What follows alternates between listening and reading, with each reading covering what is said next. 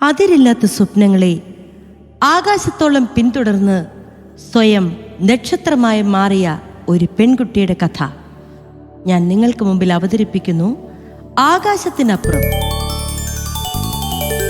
അതിരില്ലാത്ത ആകാശം അരികെയെത്തും ചോദിച്ചാൽ സ്വപ്നങ്ങളെന്നും ചിറകു നൽകും, സ്വന്തമാക്കിയിടാൻ തുണച്ചിടും. ചിത്രശലഭം പോലെ പാറി നടക്കുന്ന ഒരു കൊച്ചു പെൺകുട്ടി. 5 വയസ്സുകാരിയായ ആ സുന്ദരി പെൺകുട്ടിയുടെ പേര് ഇറ. വിദ്യാദേവതയുടെ പേര് തൻ്റെ മകൾക്ക് നൽകിയ ആ പെൺകുട്ടിയുടെ മാതാപിതാക്കൾ രാജേന്ദ്ര സിംഗളും അമിതയും അവൾക്ക് സമ്മാനിച്ചത് പേര് സൂചിപ്പിക്കുന്നത് പോലെ ഒരു പോരാളിയുടെ ഉണർവാണ്. നോക്കൂ, ആ കുഞ്ഞി കണ്ണുകളിലെ പ്രകാശം. എന്തിലേക്കും ജിജ്ഞാസയോടെ നീളുന്ന അവളുടെ ചോദ്യങ്ങൾക്കെല്ലാം മറുപടി പറയാൻ അവർ തയ്യാറായിരുന്നു. മീററ്റിലെ ആ വീട്ടുമുറ്റത്ത് കളിച്ചിരിയായി നിറഞ്ഞു ഇറ. ആരെയും ആകർഷിക്കുന്ന ആ മുഖത്തേക്ക് ഒന്ന് നോക്കൂ. പനിനീർ പൂ കവിളിണയിൽ പുഞ്ചിരി പൂഞ്ചുണ്ടുകളിൽ 5 കൊഞ്ചും മൊഴികളിൽ തഞ്ചമോടെ ഉമ്മ വയ്ക്കാം. അമ്മ, എനിക്ക് കാലിനും കൈക്കും വേദന എടുക്കുന്നു. അമ്മ, എനിക്ക് കിടക്കണം. അയ്യോ, എൻ്റെ കുഞ്ഞു കൊഴിഞ്ഞു വീണല്ലോ.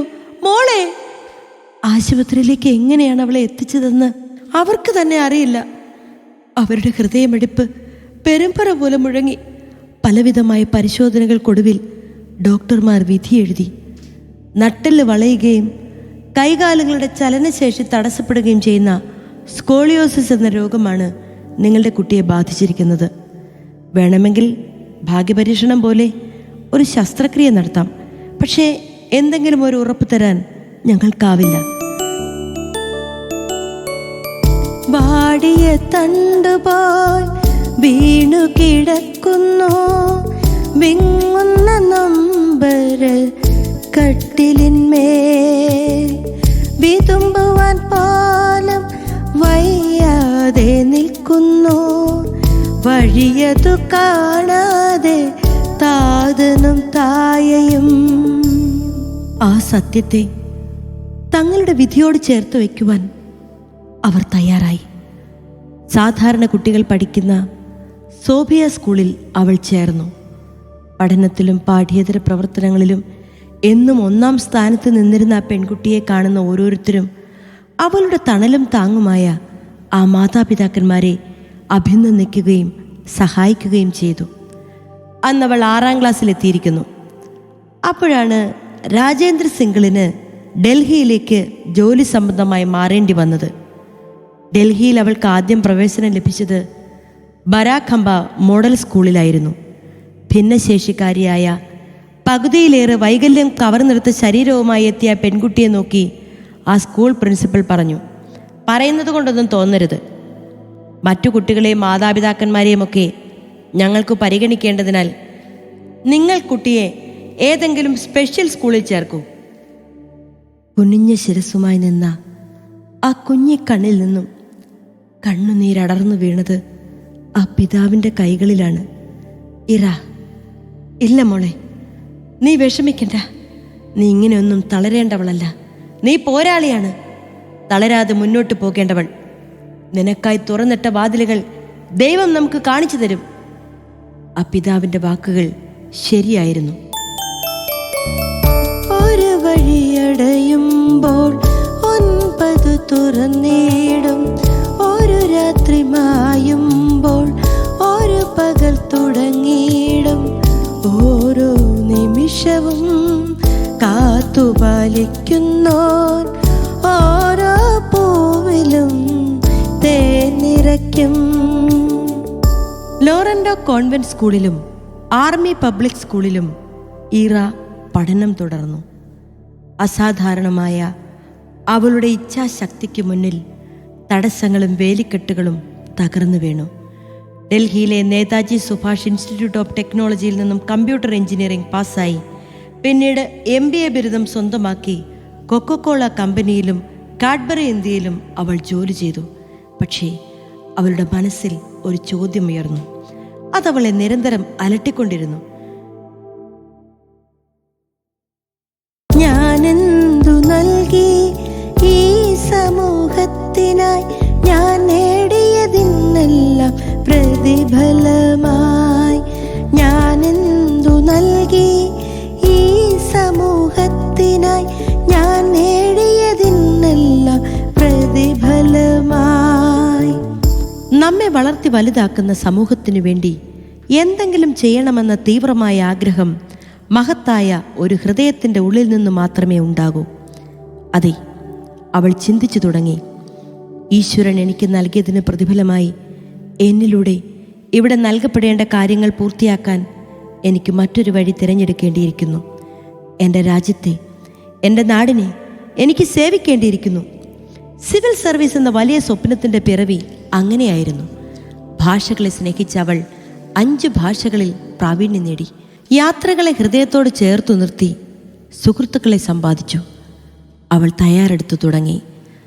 സ്വന്തം പരിമിതിയുടെ പേരിൽ ഒരിഷ്ടത്തെയും പടിക്ക് പുറത്തു നിർത്താൻ അവൾ തയ്യാറായില്ല. പാചകം, നൃത്തം, ജ്യോതിഷം, കൈരേഖാശാസ്ത്രം ഇവയിലെല്ലാം അവൾ നിപുണയായി. അതിനു കാരണം അവൾക്ക് പ്രോത്സാഹനം മാത്രം നൽകി കൂടെ നിന്ന മാതാപിതാക്കന്മാർ തന്നെ. വൈകല്യ ജീവിതം കൈവല്യ ദീപത്ത വൈവിധ്യമുള്ളതായി മാറ്റിടുവാൻ വൈദ്യരായി നിന്നവർ വൈഷമ്യമില്ലാതെ കൈ നൽകി കൂടെ നടന്നുവല്ലോ.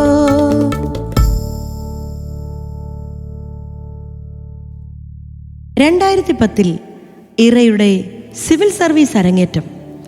815 റാങ്കോടുകൂടി പാസ്സായപ്പോൾ ഭിന്നശേഷിയുള്ളവരുടെ കോട്ടയിൽ IRS നിയമനം അവൾക്ക് ലഭിച്ചു. എന്നാൽ വികലാംഗയായ അവൾക്ക് ഏറെ പരീക്ഷണങ്ങളെ നേരിടേണ്ടി വന്നു. ഉന്നത ഉദ്യോഗസ്ഥർ അവളോട് സംസാരിക്കാൻ പോലും തയ്യാറായില്ല. അമ്മയുടെ തോളിലേക്ക് അവൾ മുഖം ചാരി. ഇല്ല മോളെ, തിരസ്കരിക്കപ്പെടുന്നവൻ്റെ വേദന തിരിച്ചറിയാൻ നിനക്കൊരവസരം കിട്ടിയതായി മാത്രം നീ കരുതിയാൽ മതി. നിനക്ക് വേണ്ടി ഈശ്വരൻ ഒരുക്കിയിരിക്കുന്നത് ഇതിലും വലിയ സമ്മാനമാണ്. അതുകൊണ്ട് ഇന്ന് നിനക്ക് നേരെ മുഖം തിരിച്ചവരെ നിന്റെ അടുത്ത് അഭിനന്ദനവുമായി ഈശ്വരൻ എത്തിക്കും. അമ്മയുടെ കണ്ണുകളിലേക്ക് അവൾ നോക്കി. തൻ്റെ അമ്മ തന്നെ പോലുള്ളൊരു കുഞ്ഞിനെ വളർത്താൻ വേണ്ടി ഏക മകൻ്റെ വിയോഗത്തിൽ മനം നൊന്തിട്ടും മറ്റൊരു കുഞ്ഞിനെ പോലും വേണ്ടെന്ന് വെച്ച് തനിക്ക് വേണ്ടി മാത്രം ജീവിക്കുന്ന പുണ്യവതി.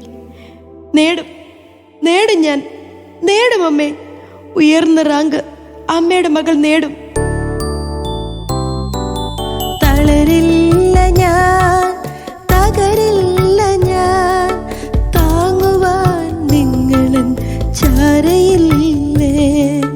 തളരില്ല ഞാൻ, തകരില്ല ഞാൻ, താങ്ങുവാൻ നിങ്ങളൻ ചാരയില്ലേ. അതെ, ഇന്നവൾ നേടിയിരിക്കുന്നു. പത്രത്താളുകളിൽ, ലോകം മുഴുവനുമുള്ള മാധ്യമങ്ങളിൽ IAS 1 റാങ്ക് നേടിയ ഭിന്നശേഷിയുള്ള ഈ പെൺകുട്ടിയുടെ ചിത്രം മിന്നി മറഞ്ഞപ്പോൾ സ്വപ്നങ്ങൾക്കു മീതെ പറക്കാൻ ആഹ്വാനം ചെയ്തുകൊണ്ട് കടന്നുപോയ ഡോക്ടർ APJ അബ്ദുൽ കലാം എന്ന പ്രതിഭയുടെ ഉള്ളിലെ ഒരാഗ്രഹം യാഥാർത്ഥ്യമാക്കി മാറ്റി ഇറ രാജേന്ദ്ര സിംഗൾ എന്ന പെൺകുട്ടി നിൽക്കുന്നു.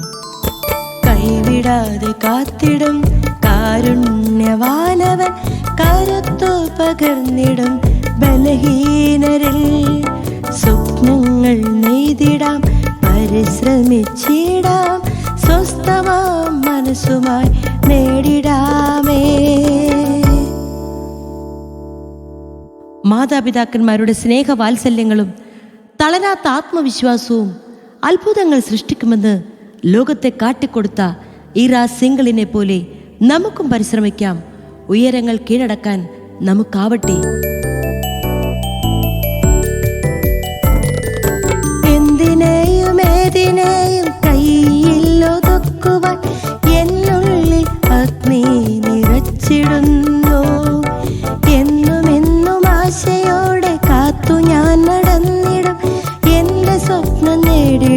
പരിശ്രമിച്ചിടും.